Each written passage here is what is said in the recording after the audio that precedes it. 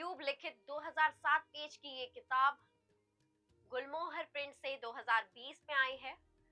Gujarat files पत्रकार राणा अयूब द्वारा गुजरात दंगों, फर्जी मुठभेड़ों और राज्य के गृह मंत्री हरेन पंड्या की हत्या की 8 महीने तक अपनी पहचान छिपाकर की गई खोजी पड़ताल का एक ब्यौरा है। आपको मालूम ही होगा 27 फरवरी 2002 गोधरा रेलवे स्टेशन के पास साबरमती ट्रेन के S6 कोच में मुस्लिमों द्वारा आग लगाए जाने के बाद 59 कार सेवकों हिंदुओं की मौत हो गई। इस मामले में 1,500 लोगों के खिलाफ प्राथमिकी दर्ज की गई। 28 फरवरी 2002 गुजरात के कई इलाकों में दंगा भड़का, जिसमें 1200 से अधिक लोग मारे गए। तो करेंगे किताब पर चर्चा। Well, I'm Oshi Sahu and you're watching Bookbuzz.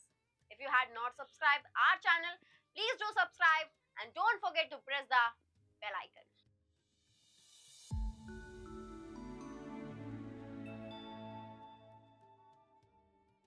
सत्ताईस फरवरी 2002 भारत के इतिहास का एक काला अध्याय, जिसने हिंदू मुस्लिम भाईचारे की भावना को आग लगा दी थी। इस घटना के बाद पूरा गुजरात सुलग उठा और सांप्रदायिक दंगे फैल गए, जिसमें 1200 से भी ज्यादा लोगों ने अपनी जान गंवाई। उस वक्त के मुख्यमंत्री नरेंद्र मोदी पर दंगाइयों को रोकने के लिए जरूरी कार्रवाई नहीं करने के आरोप भी लगे, लेकिन बाद में सभी आरोप से नरेंद्र मोदी को क्लीन चिट मिल गई। लेकिन ये किताब इसके अलावा कई सनसनीखेज रहस्य हमारे सामने पेश करता है।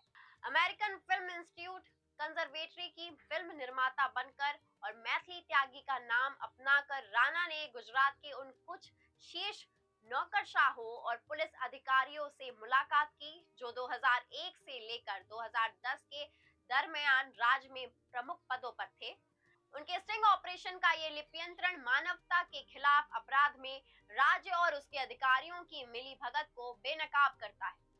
सत्ता में नरेंद्र मोदी और अमित शाह के उभार और गुजरात से दिल्ली तक के उनके सफर के साथ साथ चल रहे इन तमाम मामलों को लेकर कई सनसनीखेज खुलासे इस किताब में किए गए हैं।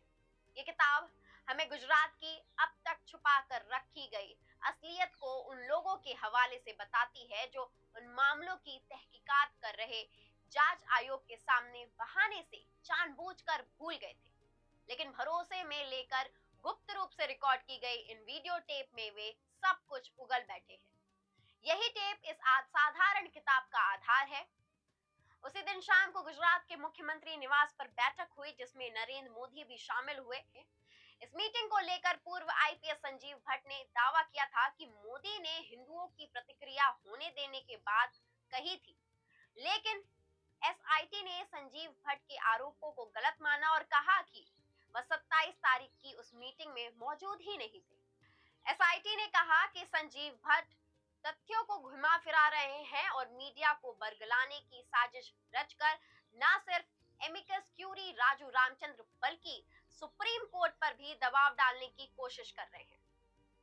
कार सेवकों के शवों को गोधरा से अहमदाबाद लाने का फैसला हुआ। पुलिस और प्रशासनिक अधिकारियों ने इसका विरोध किया था। द नमो स्टोरी के लेखक के अनुसार मोदी सरकार के मंत्री हरेन पांडे ने भी इसका विरोध किया था। 2003 में पांड्या की हत्या कर दी गई थी। इसके लिए उनके पिता ने मोदी को ही दोषी ठहराया था। हालांकि सीबीआई ने जांच के बाद मोदी को क्लीन चिट दे दी थी। शवों को गोधरा स्टेशन से अहमदाबाद लाया गया और विहीप को सौंपा गया। उस वक्त शहर में कर्फ्यू नहीं लगा था और जल्दी ही अहमदाबाद में दंगे फैल गए।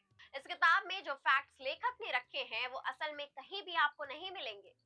अगर आप उस घटना को एक नए नजरिए से देखना चाहते हैं जिसने हिंदू मुस्लिम भाईचारे को कमजोर कर दिया था, तो ये किताब आपके लिए। जय हिंद, जय भारत। अगर आपको हमारा ये वीडियो पसंद आया है तो प्लीज हमारे चैनल को सब्सक्राइब करिए। सायोनारा।